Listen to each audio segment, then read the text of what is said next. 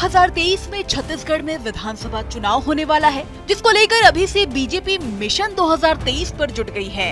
लगातार बघेल सरकार के खिलाफ प्रदेश में माहौल बनाने में बीजेपी लगातार जुटी हुई है, जिसको लेकर बीजेपी के रणनीतिकार रायपुर और बिलासपुर के बाद इस बार मुख्यमंत्री भूपेश बघेल के गृह जिले दुर्ग में सरकार के खिलाफ बड़े शक्ति प्रदर्शन की तैयारी में है। 20 जनवरी को होने वाले इस प्रदर्शन में सरकार के खिलाफ गरीबों को एकजुट करने की योजना बनाई गई।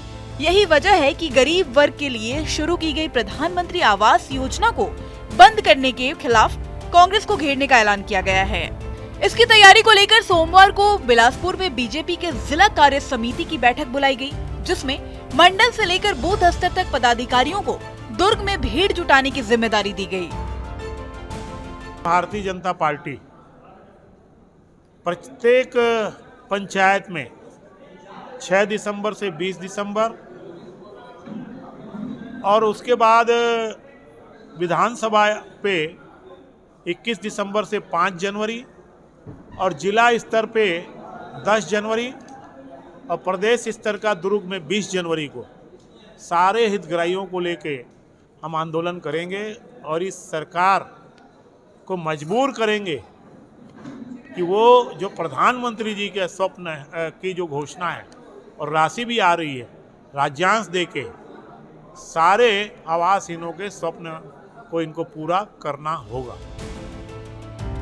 छत्तीसगढ़ में बेरोजगारी और बढ़ते अपराधों के विरोध में बीजेपी ने युवा मोर्चा के बैनर तले अगस्त में राजधानी रायपुर में प्रदर्शन किया था, जिसमें युवा मोर्चा के राष्ट्रीय अध्यक्ष तेजस्वी सूर्या शामिल हुए थे।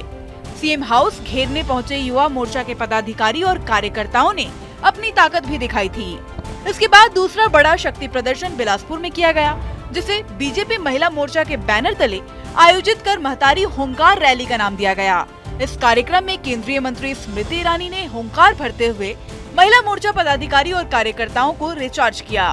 प्रदेश में जैसे जैसे विधानसभा चुनाव नजदीक आ रहा है, वैसे ही बीजेपी के रणनीतिकार सरकार के खिलाफ आक्रामक रुख अपनाने की तैयारी में है।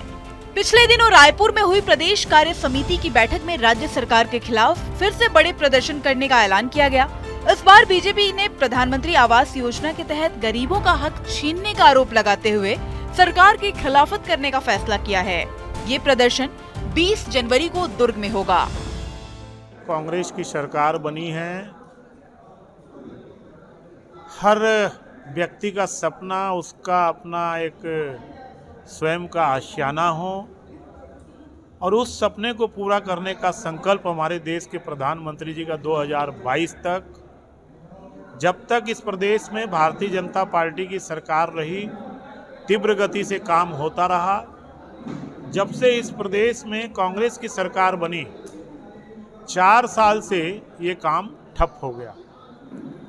बार बार केंद्रीय मंत्रियों के पत्र लिखने के बाद, अधिकारियों के पत्र लिखने के बाद और यहाँ तक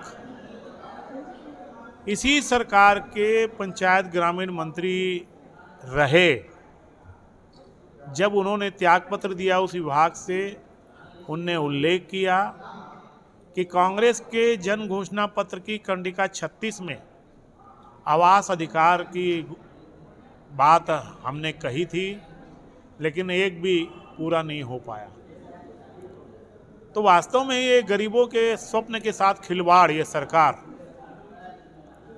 राज्यांश नहीं देके जो कर रही है, आर्थिक कमी का रोना ये सरकार रो रही है। बीजेपी का आरोप है कि मोर मकान मोर अधिकार के तहत 2022 तक करीब 16 लाख आवासहीन परिवारों को मकान दिलाए जाने का लक्ष्य था।